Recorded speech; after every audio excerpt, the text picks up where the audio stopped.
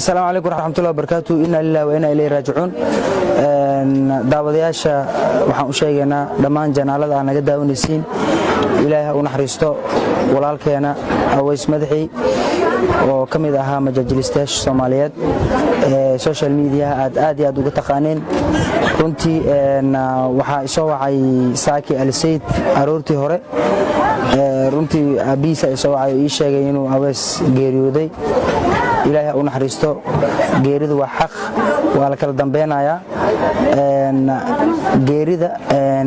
waxa way qof kasto uu dhaminaya kullu nafsin daaqatul maut marka majaajilista ahaw mas'uul ahaw qof kasta ahaw shacab ahaw cid kasta ahaw geeridu waa dhaminaysa mar kastana waxa u tahay geeri suga shacabka Soomaaliyeed meel kasta ay joogaan waxaan u sheegayaa inaan tacsidaasi aan u imaanay gurigiisa hadda joognaa maamadiisa aragnay waa ka tacsugudanay marka dugtu waa ka qayb gali weynay maadaama oo degdeg lagu duugay oo qaliin uu maray wax kale uma geeriyoonin waa qaliin oo lagu sameeyay ayuu u geeriyooday marka waa qadarta dhacday marka waxa ila joogo walaashay Fartoon Balarka walaalkayga Nuur Wershe iyo dhammaan intii ka soo gaari weysay ee maanta imaa waayay ayagana si gaar ah ay u imaan doonaan marka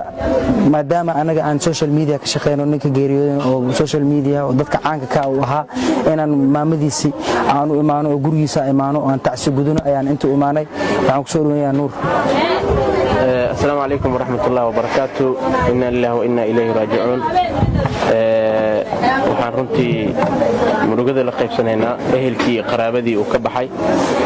Aways oo runtii aad taqaanteen nin majaajilista ah adduunyadan qof walba maalin buu ku leeyahay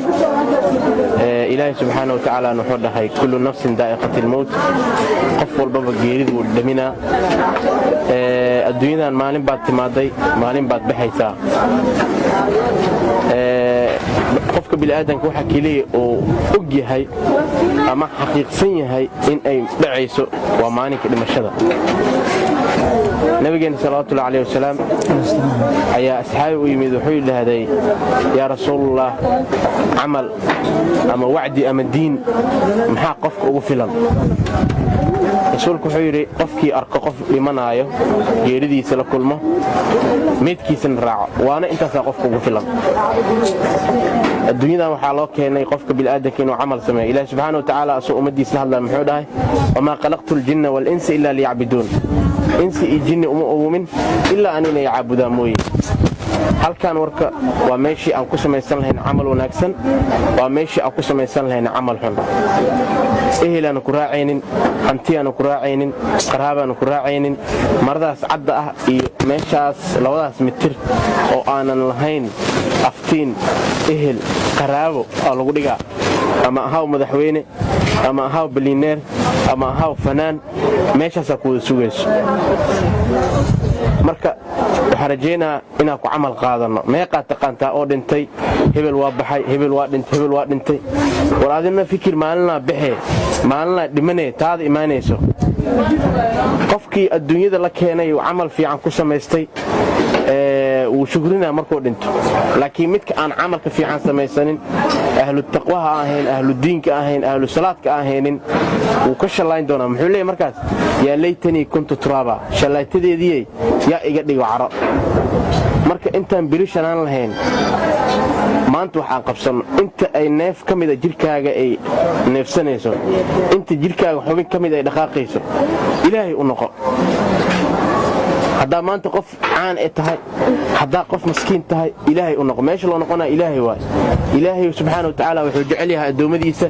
midka qaldama ee hadana isaxo ilaahay u noqdo ilaahay baar waa anaga caasi ah mar walba toobadu ay furan tahay amal fiican aan sameysano noloshan adduunyada yaan la seenin maanta waxa laga yaabaa inaad baleeno badan leedahay waxa laga yaabaa ii sheeg oo guri aad dhisatid rabtid in yaani wax badan aad sameysay rabtid oo qorshooyin badan aad wax markaas soo kacay ma ku fikirtay hal maalin hataa inaad soo kacayd war birihan daad baxdid war xitaa 10 daqiiqo waxa siisaa maskaxdaada ee aad isla sheekayso oo waxa ka sheekaystaa war biri maxaa iga horeeyay war maxaa sameyn doonaa war meeshaas maxaa la kulmi doonaa aways waa baxay hiba ka horeysa way baxday dad badan oo caana baxay oo majaajilistayaal ah marka awaysna u duceeyno hadda asaga wuxuu naga rabaa maahan lacag inaan siino maahan inaan magaciisa sheegno hadda wuxuu naga rabaa oo kaliya inaan u duceeyno duco u baahan yahay u duceeyno aways hooyadiisa baariyo u ahaa nin maskiin oo iska ah oo afgaaban qofka muslimka waa qofka laga nabad helo afkiisa iyo dimihiisa qofka muslimka dhabta waxa waa qofka afkiisa laga nabad galo dimihiisa laga nabad galo annagana aways gadaashiis ilaahay noo fidnay qof walba muuqaalkan daawadana wax kaliya ugu tiri karto waxa waay in uu ilaahay u naxariisto oo u duceysto balbalaarka ku soo dhaweynaa bismillaahir rahmaanir rahiim horta hore halkan waxaan ugu tacsiyaneynaa walaalkeena abaas madaxay cid uu ka tagay iyo qaraabada uu ka tagay sawir iimaan alla dhamaanteen ha naga siiyo kulligiina uu naga baxay kulligiina ma naga bixin waxa leenahay sawir iimaan alla ha naga siiyo dhamaanteen